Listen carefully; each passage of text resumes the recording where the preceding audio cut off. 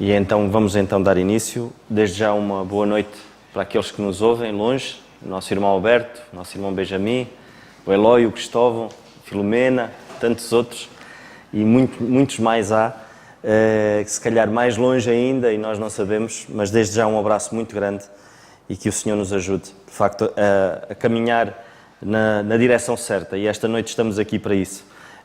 Vamos então à leitura da Palavra de Deus.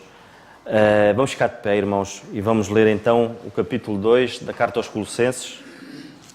Vamos ler o capítulo todo. Estamos no versículo 16, mas vamos então ler o capítulo 2 da Carta aos Colossenses. Porque quero que saibais quão grande combate tenho por vós e pelos que estão em Laodiceia e por quantos não viram o meu rosto em carne, para que os seus corações sejam consolados e estejam unidos em amor e enriquecidos da plenitude da inteligência para conhecimento do mistério de Deus, Cristo, em quem estão escondidos todos os tesouros da sabedoria e da ciência. E digo isto para que ninguém vos engane com palavras persuasivas, porque ainda que esteja ausente quanto ao corpo, contudo em espírito, estou convosco, regozijando-me e vendo a vossa ordem e firmeza da vossa fé em Cristo. Como, pois, recebestes o Senhor Jesus Cristo, assim também andai nele, arraigados e sobreedificados nele, e confirmados na fé, assim como fostes ensinados, abundando em ação de graças, tendo cuidado para que ninguém vos faça presa sua, por meio de filosofias e vãs subtilezas, segundo a tradição dos homens, segundo os rudimentos do mundo, e não segundo Cristo, porque nele habita corporalmente toda a plenitude da divindade, e estáis perfeitos nele, que é a cabeça de todo o principado e potestade, no qual também estáis circuncidados com a circuncisão não feita por mão, no despojo do corpo da carne, a circuncisão de Cristo, sepultados com ele no batismo, nele também ressuscitaste pela fé no poder de Deus, que o ressuscitou dos mortos. E quando vós estáveis mortos nos pecados e na incircuncisão da vossa carne, vos vivificou juntamente com ele, perdoando-vos todas as ofensas, havendo riscado a cédula que era contra nós, nas suas ordenanças, a qual de alguma maneira nos era contrária, e a tirou do meio de nós, cravando-a na cruz. E despojando os principados e potestades, os pôs publicamente e deles triunfou em si mesmo. Portanto, ninguém vos julgue pelo comer ou pelo beber, ou por causa dos dias de festas, ou da lua nova, ou dos sábados, que são sombra das coisas futuras, mas o corpo é de Cristo. Ninguém vos domine a seu belo prazer, com pretexto de humildade e culto dos anjos, metendo-se em coisas que não viu, estando em debalde, inchado, na sua carnal compreensão, e não ligado à cabeça, da qual todo o corpo, provido e organizado pelas juntas e ligaduras, vai crescendo em aumento de Deus. Se, pois, estáis mortos com Cristo, quanto aos rudimentos do mundo, porque vos carrego ainda de ordenanças, como se vivesses no mundo, tais como não toques, não proves, não manuseis, as quais coisas todas perecem pelo uso, segundo os preceitos e doutrinas dos homens, as quais têm, na verdade, alguma aparência de sabedoria, em devoção voluntária, humildade e em disciplina do corpo, mas não são de valor algum, senão para a satisfação da carne. E foi a leitura da Palavra de Deus. Vamos ouvir agora o nosso irmão Alberto. Não sei se está já. Ok, vamos ouvir o nosso irmão Alberto então. Graças a Deus por mais esta reunião para adorar ao Senhor através das Escrituras. Peço licença aos irmãos. Hoje vamos para capítulo 2 de Colossenses, no verso 16. Podemos ler desta forma. Portanto, ninguém vos julgue pelo comer ou pelo beber, ou por causa dos dias de festa, ou da lua nova, ou dos sábados. No último estudo, a palavra-chave foi coragem, ousadia, seguir à frente, adiante.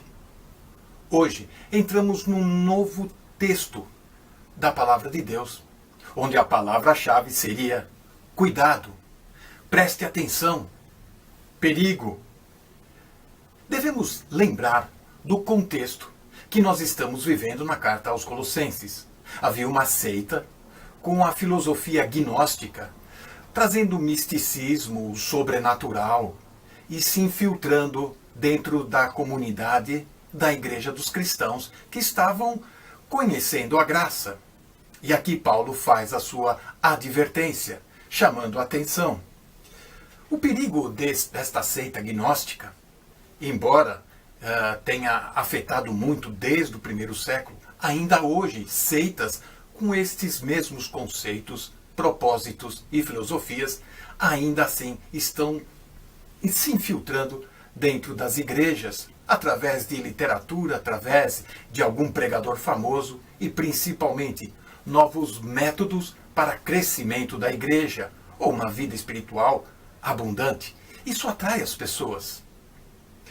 O gnosticismo, além da sua teoria gnóstica, mística, do sobrenatural, eles tinham um atrativo pelo legalismo judaico e também muitas coisas vindas do Oriente, da filosofia grega, e agora acrescentavam alguns conceitos do cristianismo. O interessante é que a natureza humana, ela gosta de regras, de rituais, gosta de aparências de espiritualidade. Isso faz com que muitas vezes sejamos atraídos e enganados para dentro deste sistema de deveres religiosos. Isso mexe com o ego da pessoa. A pessoa fica inchada, orgulhosa por ter conseguido alcançar alguma obra ou ter feito algum sacrifício em prol de. Isso faz com que a pessoa se sente contente com a sua justiça própria. Aí está então, porque muitas vezes as pessoas se deixam levar ao legalismo e principalmente ao mundo religioso de regras e rituais. Quando assuntos são coisas espirituais, diz o texto de Mateus 26, no capítulo 41, aquela oração famosa de Jesus no Getsemane, a carne é fraca. Os discípulos não aguentaram o tempo para estarem intercedendo e orando. E assim também. Mas quando se trata das coisas religiosas, de rituais, de ordenanças, como a carne, ela vai abundante para produzir e prosperar. O apóstolo Paulo aqui ele chama a atenção mais uma vez. No verso 8 desse mesmo capítulo 2, ele já havia chamado a atenção. Tendes cuidado para que ninguém vos faça presa sua por filosofias. E aqui, mais uma vez, o apóstolo chama a atenção. E não é a primeira nem a segunda vez. O que quer dizer que você que está aí sentado me ouvindo, você que está procurando a verdade e querer viver na liberdade, muitas vezes é perseguido por legalistas religiosos que tentam te atrair para fora do caminho. O Senhor Jesus também, muitas vezes, chamou a atenção e advertiu os seus discípulos, por exemplo, de falsos profetas, pregadores, Mateus 7, no verso 15. Acautelai-vos, guardai-vos, diz ele em Marcos 12, 38. Guardai-vos dos escribas, dos religiosos. Não é a primeira vez, não é a segunda vez, precisamos ter muita atenção. Precisamos estar atentos aos perigos. Hoje, o gnosticismo não vai entrar na igreja com uma carteirinha dizendo eu sou gnóstico, ou eu sou da Testemunha de Jeová, sou adventista. Eles vêm com outra roupagem, vêm com um ar de erudito, ecléticos, teólogos, pessoas que sabem e conhecem as Escrituras. Porém, muitas vezes eles estão deduzindo aquilo que as Escrituras querem dizer conforme a vontade deles.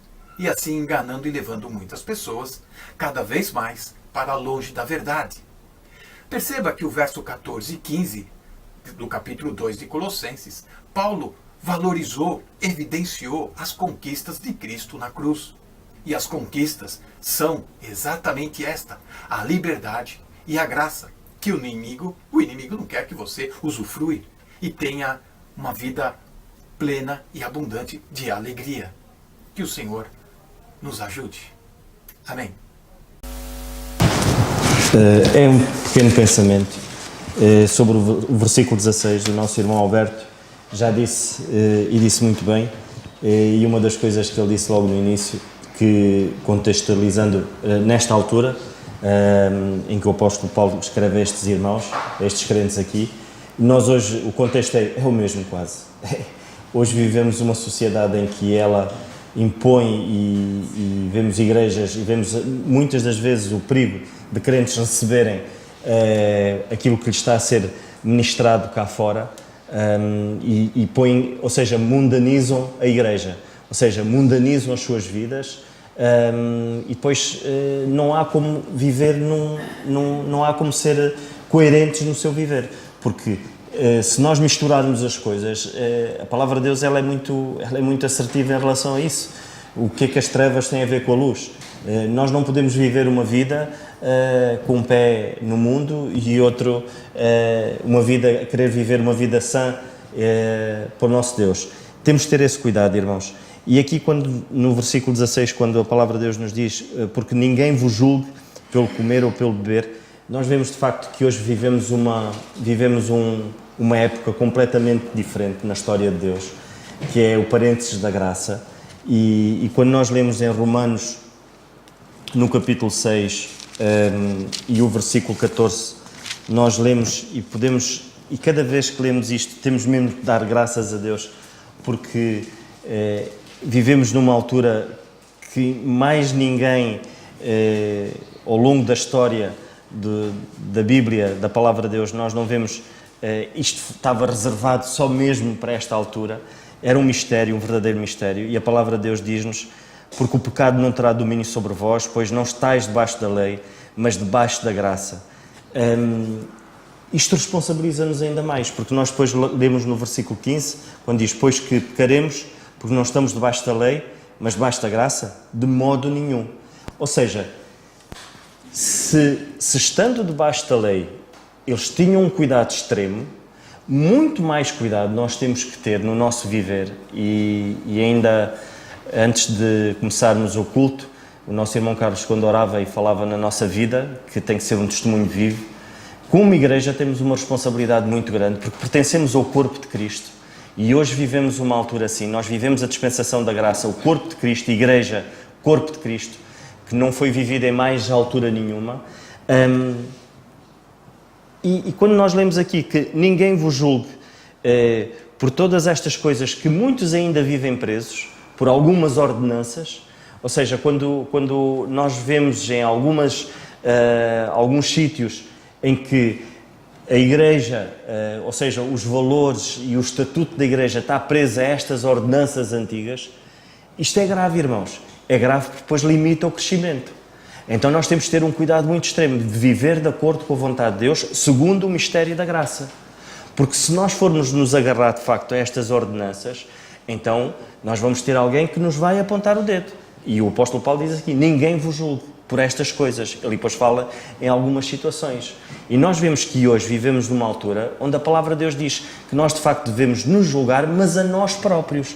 Quando a palavra de Deus diz que eu, para tomar a ceia, ser participante na ceia, tenho que me examinar a mim próprio, não diz para que eu examine o meu irmão. Não, examina-te a ti próprio. Ou seja, julga-te a ti próprio. Quando nós podemos ler também em Gálatas, no capítulo 6, Gálatas 6, 4, e nós vemos que aqui ninguém julga a obra do outro, mas sim que nós próprios devemos julgar as nossas próprias obras. Gálatas 6, capítulo 6, e no versículo 4, quando diz assim, vou ler o 2 até o 4. Levai as cargas uns dos outros e assim cumprireis a lei de Cristo, porque se alguém cuida ser alguma coisa, não sendo nada, engana-se a si mesmo. Mas prove cada um a sua própria obra. Ou seja, julgue cada um a sua própria obra. Ou seja, não sou eu que tenho que julgar o meu irmão.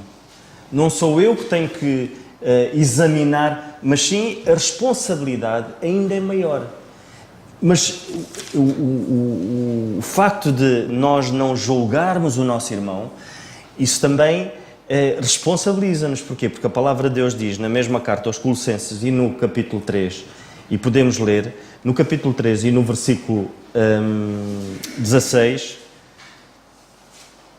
vamos ler a partir do versículo 14. E sobre tudo isto revesti-vos de amor, que é o vínculo da perfeição, e a paz de Deus, para a qual também fostes chamados em um corpo, domine os vossos corações e sede agradecidos. A palavra de Cristo habita em vós abundantemente em toda a sabedoria, ensinando-vos, admoestando-vos uns aos outros, com salmos, hinos, cânticos espirituais, cantando ao Senhor com toda a graça em vosso coração. Ou seja, e tudo quanto fizerdes, fazei por obra, fazei em nome do Senhor Jesus Cristo, dando por Ele graças a Deus Pai. A nossa responsabilidade hoje é maior, irmãos, porque eu não devo julgar o meu irmão, mas a palavra de Deus diz que nós devemos nos admoestar. É algo completamente diferente. É algo que é uma repreensão com amor.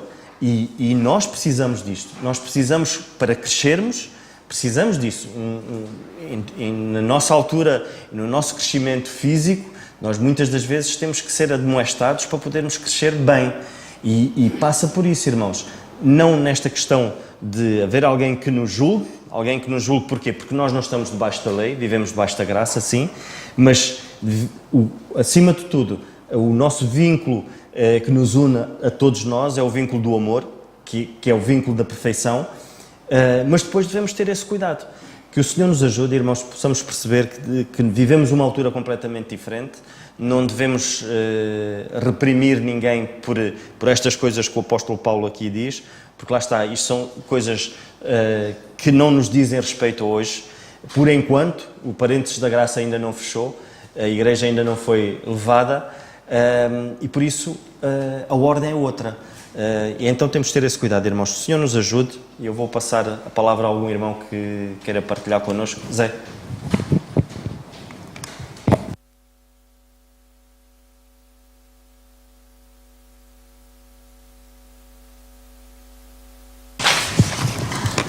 Eu só queria também tentar um pensamento, porque eu gosto mais de estar a ouvir, mas de facto no versículo 15, que já foi falado e muito bem explicado, em que nós temos ali de facto a vitória do Senhor Jesus Cristo, e com a vitória do Senhor Jesus Cristo temos a derrota de Satanás. Portanto, Satanás foi derrotado. Ele não tem mais hipótese nenhuma. Ele foi de facto derrotado. E agora, quem está em Cristo Jesus é perfeito. Tem uma salvação perfeita. Tem de facto uma relação com Deus perfeita. E é evidente como ele não conseguiu evitar que o Senhor Jesus Cristo fosse à cruz, ele não conseguiu evitar que de facto o homem não pudesse ser salvo. É evidente que a arma que ele usa agora é da confusão. E por isso, e como o nosso irmão Alberto frisou, e muito bem, e se nós repararmos, e certamente já repararmos alguns de nós, é várias vezes que nós lemos ao longo deste capítulo o chamar a um alerta, atenção. O versículo 4 diz: digo isto para que ninguém vos engane. Versículo 8, tende cuidado para que ninguém vos faça presa sua. E ainda, versículo 16, portanto ninguém vos julgue. Versículo 18, ninguém vos domine. Portanto, há este perigo de nós que estamos perfeitos em Cristo Jesus envolvermos em coisas que nada têm a ver com a nossa relação neste momento com Deus e com o Senhor Jesus Cristo. Mas, fundamentalmente, a obra de Satanás é lançar a confusão, é enganar as pessoas, é procurar evitar que elas tenham um conhecimento correto acerca de Deus, um conhecimento correto acerca do plano da salvação. Procurar por todos os meios que as pessoas de facto tenham um conhecimento pleno de Deus. E aquilo que nós vemos neste momento é que no mundo religioso a confusão é tremenda. E é evidente por isso mesmo, porque a confusão é muito grande, as pessoas estão confusas. Não sabem em quem é que hão de acreditar, não sabem de facto o caminho é que hão de seguir, não sabem daquilo que de facto onde acreditar, porque a confusão é muito grande. E essa é a arma que Satanás está a usar neste momento, é a confusão para que as pessoas desistam de procurar Deus, para que as pessoas desistam de facto de se chegarem a Deus. Ainda, não sei se foi esta semana, se foi a semana passada, que vinha ali num título do jornal, que dizia que, agora já não sei se foi neste mês, o mês que passou, ou desde o início do ano até agora, que abriram em Portugal quase 400 igrejas. Eram 380 e tal igrejas. Isto é uma confusão tremenda. E ainda se esta quantidade fosse qualidade, se estas 300, só estas 300 e tal igrejas, se elas tivessem uma preocupação com a salvação da alma, tivessem uma preocupação em apresentar o plano de Deus correto, segundo as Escrituras, o plano de Deus para a salvação, mas é evidente, nós sabemos que isso não é assim. Uns falam acerca de coisas que nada têm a ver com Deus, outros usam a própria religião e a própria palavra de Deus para seu proveito próprio, e esta é a confusão que existe, de facto, neste momento, neste mundo religioso, que é evidente, por detrás de tudo isto está a mão diabólica, gerando a confusão, causando desânimo, procurando de facto que as pessoas desistam de procurar Deus. E é evidente que isso nos dá a nós uma grande responsabilidade. Porque pela graça de Deus nós temos um conhecimento correto das Escrituras. Nós temos um conhecimento correto acerca do plano da salvação. Portanto, essa é a nossa responsabilidade, apresentar às pessoas o plano da salvação, segundo, de facto, o plano de Deus. Esclarecê-las, ajudá-las a conhecer, de facto, a palavra de Deus. E combatermos, de facto, toda esta confusão, porque, infelizmente, mesmo igrejas ditas tradicionais, com muitos anos, infelizmente se têm deixado desviar por caminhos que nada têm a ver com Deus e se têm, de certa forma, misturado nesta confusão. Portanto, que o Senhor nos ajude, de facto, a estarmos firmes na verdade, não nos deixarmos enganar, não nos deixarmos levar por toda esta confusão e que o Senhor nos use a cada um de nós como instrumentos nas suas mãos para ajudar a esclarecer as pessoas que verdadeiramente, porque há muita gente à nossa volta que quer conhecer Deus, que quer verdadeiramente conhecer a palavra de Deus e que o Senhor nos ajude a sermos de facto esse instrumento usado nas mãos do Senhor para ajudar tantas e tantas almas que na sua sinceridade buscam Deus e o que encontram é uma tremenda confusão. Que o Senhor nos ajude.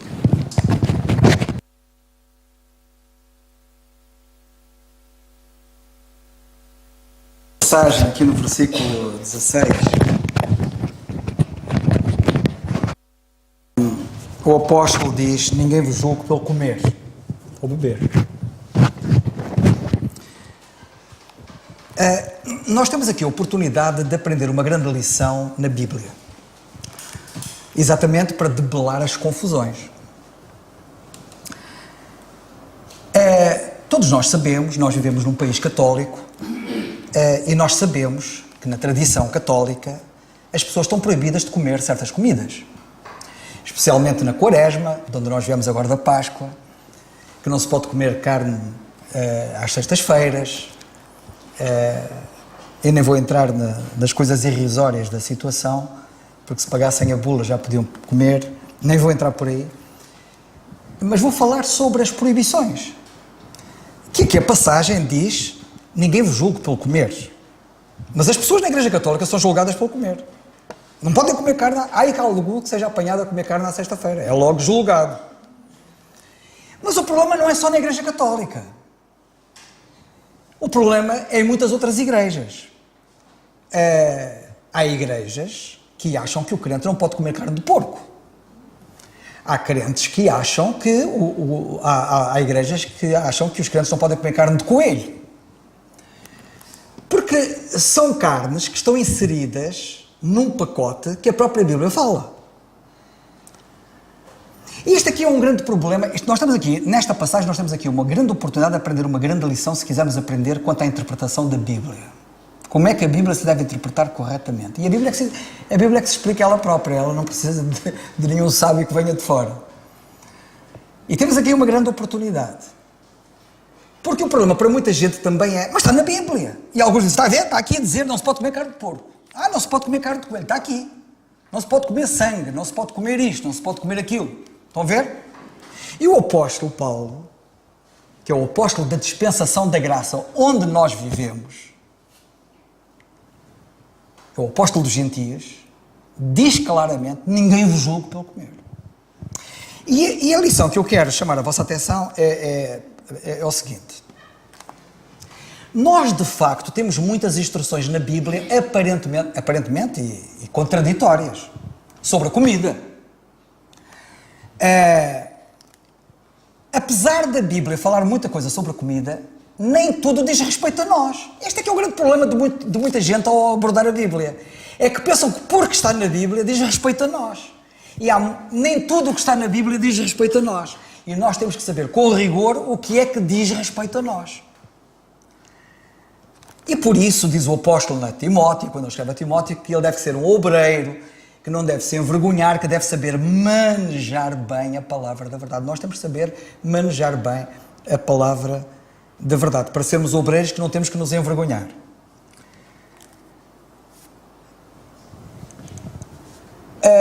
Antes de eu entrar em detalhe sobre a questão da comida, muito rapidamente eu vou dizer o seguinte. Todos nós já ouvimos falar na palavra dispensação. Ela é bíblica, muita gente fica com os cabelos em pé, mas ela está na Bíblia. E a palavra dispensação, muita gente não sabe, significa o governo, o programa de governo.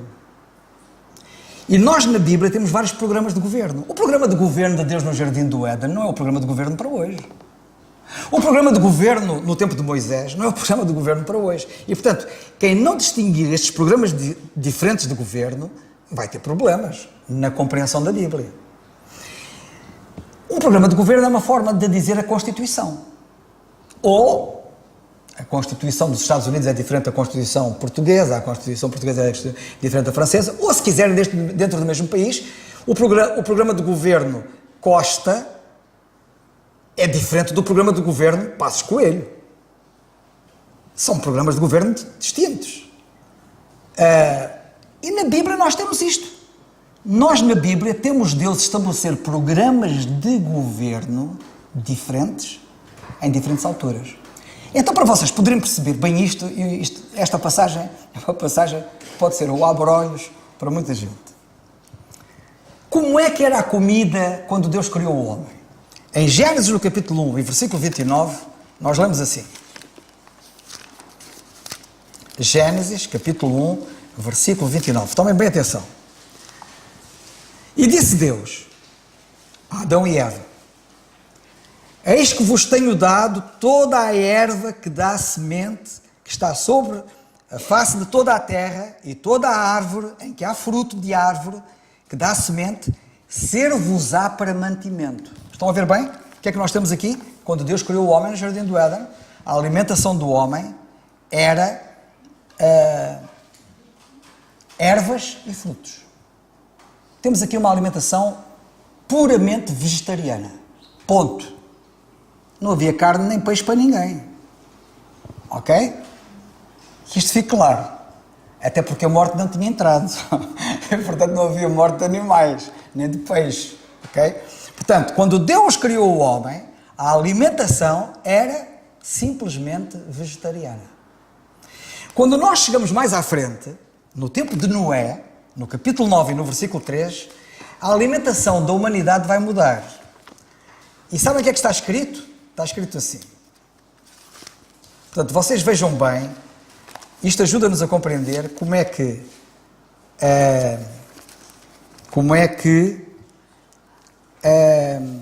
apesar de todas as instruções na Bíblia serem para nosso ensino, nem todas dizem respeito a nós. Nós temos que ter muita atenção a isso. Porque agora, está na Bíblia, então olha, vou comer só frutos e ervas. É o que está lá, não é? Então eu tenho autoridade para dizer isso. Mas está lá. Mas isso era para quem? Nós temos que perceber, quando a Bíblia fala numa coisa, temos que saber quem é que está a falar, a quem é que está a falar, o que é que está a falar, para que é que está a falar, por que é que está a falar. Há uma série de perguntas que nós devemos fazer para podermos perceber. Bem, então em Gênesis, no capítulo 9, versículo 3, lemos assim. Noé, tempo de Noé. Depois do dilúvio, ele disse-lhes assim: tudo quanto se move, que é vivente, será para vosso mantimento. Tudo vos tenho dado como a erva verde. Temos aqui uma introdução na alimentação que até aqui não existia. Até aqui era só erva verde, frutos e tal. Agora, para além da erva verde, tudo que se move, vocês podem comer tudo. É lá, até caracóis, até caracóis. Portanto, podiam comer tudo. Desculpem lá, eu falei nos caracóis, porque é uma forma, porque muita gente não gosta de caracóis.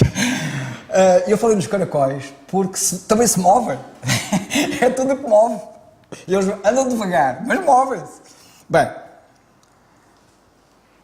mas isto não foi sempre assim. Portanto, do jardim do Éden até Noé, os homens eram vegetarianos. Mas Deus disse a partir de Noé, agora, além da parte vegetariana, vocês podem comer tudo que se move. Mas mais tarde chega Moisés. E quando Moisés entra em ação, Deus dá um programa de governo diferente. Vocês estão a ver programas de governo diferentes? Nós já vamos entrar no terceiro programa de governo diferente, para vocês verem que há diferença. E nós lemos assim, no capítulo 11 de Levítico, não temos agora tempo, porque o capítulo 11 é vasto, mas ele é conhecido. E no capítulo 11 do livro de Levíticos, no tempo de Moisés, reparem bem, avançamos na história, e temos aqui uma lista de animais que se podiam comer e de animais que não se podiam comer. De aves que se podiam comer e de aves que não se podiam comer. De peixes que se podiam comer e de peixes que não se podiam comer. Está aqui uma lista. Portanto, primeiro era só vegetarianismo, depois tudo o que se movia na terra, todos os animais, toda a espécie de animais podiam ser comidos, e agora chega-se a uma certa altura e Deus diz assim, calma lá, a partir de agora, nem tudo o que se move vocês podem comer. Há animais que não podem comer, há aves que não podem comer, há peixes que não podem comer, e então ele diz que, por exemplo, os peixes, por exemplo, que não tivessem escamas não podiam ser comidos. Quem é que aqui gosta de polvo? Não podia comer polvo. Estão a ver? Nem lulas. Estão a ver? Não tem escamas. E dos animais, quem não tivesse a unha fendida e remoesse, também não podia ser comido. Por exemplo, o cavalo não podia ser comido. Eu sei que a gente come carne de cavalo.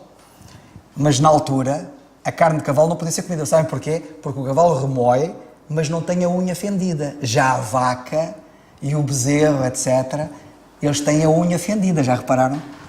E remoem, assim como a ovelha, etc.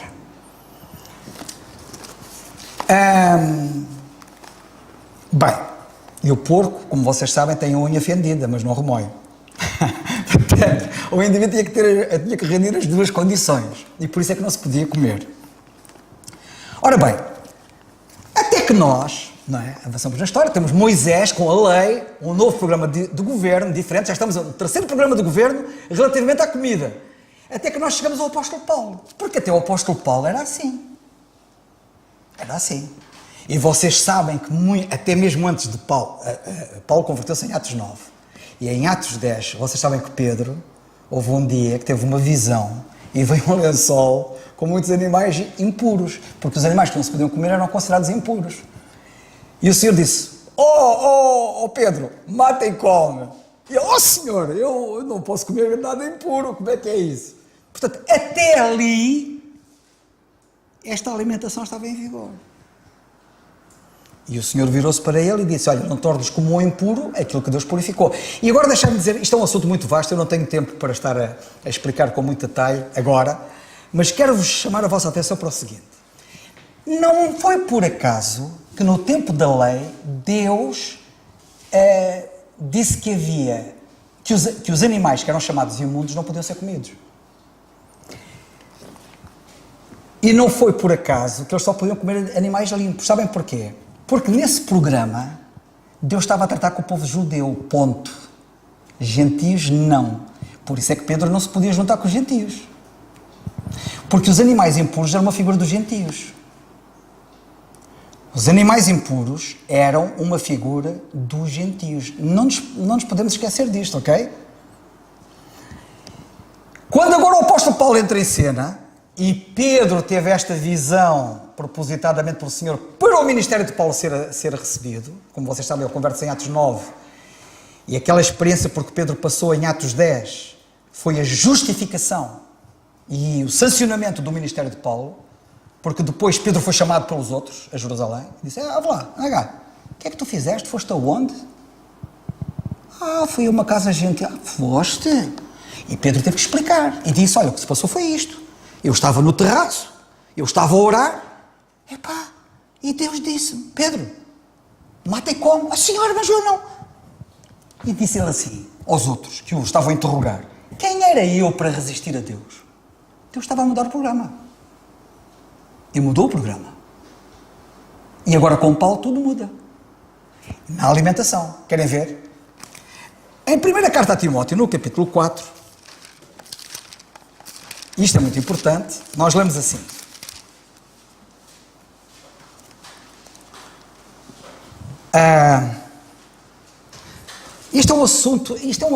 Isto é mesmo delicado, isto é um assunto delicado e profundo e é importante. Eu, como disse, não tenho tempo, porque naturalmente agora não temos tempo para isso, mas eu já no estudo passado eu fiz referência e agora volto outra vez a dizer é o seguinte, uma coisa que seja bíblica e que não esteja em vigor hoje, apesar de estar na Bíblia, se nós fizermos fincapé de que aquilo é e não sei o que é, pode se tornar uma coisa diabólica. Porque o diabo cita a Bíblia. Ele não a citou ao Senhor Jesus Cristo.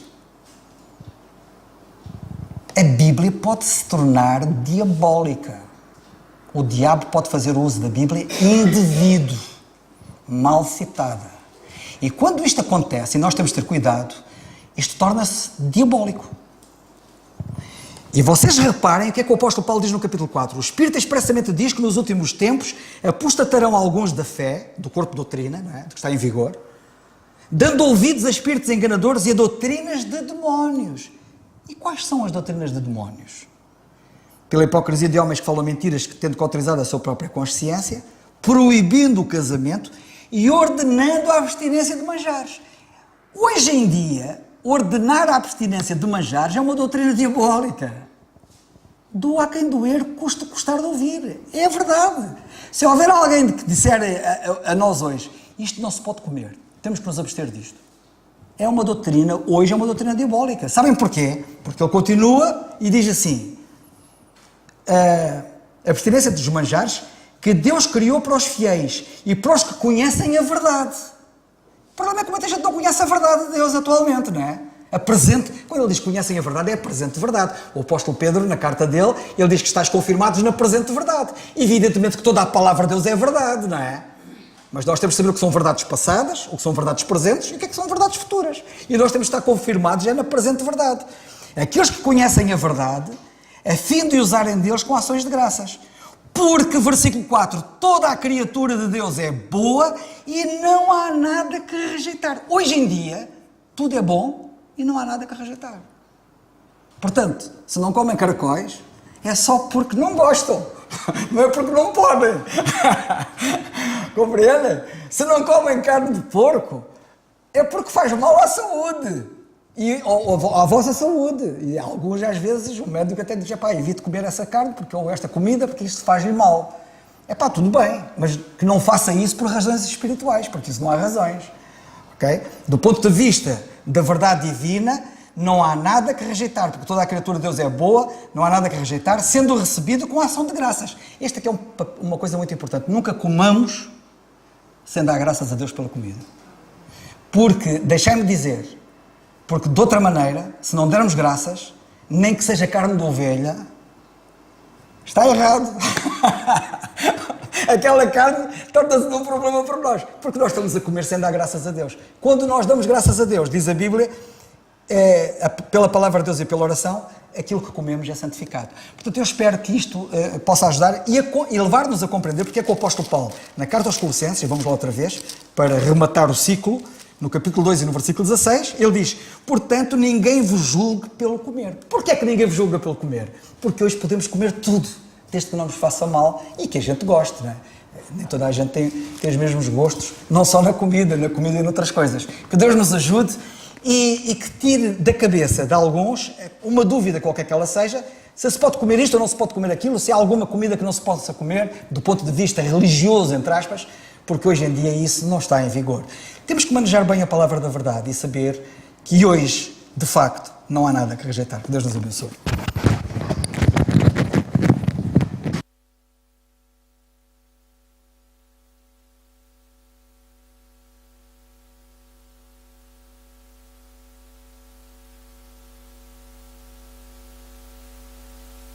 Não sei se algum irmão tem mais um pequeno pensamento para partilhar connosco.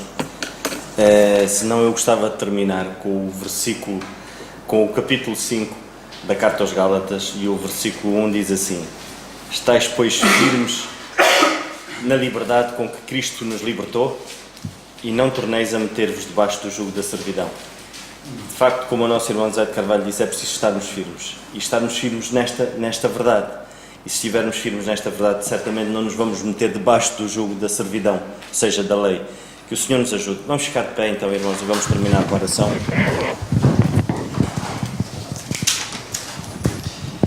Senhor, nosso bendito e amado Pai, nós graças te damos mais uma vez, Senhor, porque Tu és sempre bom para connosco, Senhor. E esta noite, Senhor, podemos perceber, através da Tua palavra, Pai, que vivemos numa dispensação em que Tu não nos impões nada por força, Senhor, mas sim a Tua graça abunda nas nossas vidas de tal ordem, Senhor, que de facto o amor que temos por Ti e aquilo que o Senhor Jesus Cristo fez por cada um de nós, Senhor, faz toda a diferença, Senhor. De facto vivemos um governo diferente, Senhor, e ajuda-nos a perceber a Tua vontade para os dias de hoje, Senhor, para a Igreja Corpo de Cristo, Pai. Te agradecemos mais uma vez pelo privilégio que é de estudarmos a Tua Palavra, Senhor. Ajuda-nos, dá-nos a Tua sabedoria, porque carecemos dela diariamente, Senhor, para que possamos andar em ordem, Senhor, segundo a Tua vontade. Te agradecemos, pois, tudo isto, Senhor, te pedindo que cuides dos Teus filhos e que cada um, Senhor, possa, de facto, viver de tal maneira, Senhor, que a Tua paz possa ser o consolo, Pai, possa ser o Seu consolo, e ajuda-nos, Senhor, esta noite, que nos possas levar nos nossos lares, onde quer que possamos ir, que sejas Tu a guiar-nos. Tudo isto te pedimos e agradecemos no nome do Teu Filho, o nosso Senhor Jesus Cristo. Amém. O culto está terminado, irmãos.